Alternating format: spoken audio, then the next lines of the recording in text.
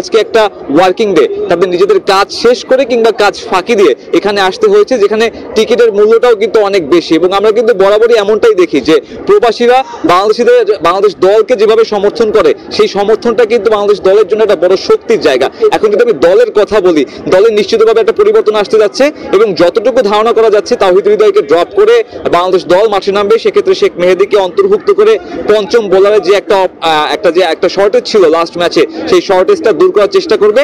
শেখ মেহেদী ছাড়া বাদবাকি যে মিডল অর্ডারটা রয়েছে, অর্থাৎ জাকির আলী, নুরুল হাসান সোহানদের বাড়তি দায়িত্ব নিতে হবে। কারণ তাওহিদ হৃদয় 4 নম্বরে না নামলে, তাওহিদ যদি দলে না থাকে, সেক্ষেত্রে কিন্তু জাকির অথবা সোহানকে কেউ একজনকে 4 নম্বরের পজিশনটা হোল্ড করতে হবে, দায়িত্বশীল ব্যাটিং করতে হবে। তার থেকে বড় কথা, দুবাই স্টেডিয়ামে লো স্কোরিং ম্যাচে আমরা দেখি সবসময় স্পিনাররা আধিপত্য রাখে।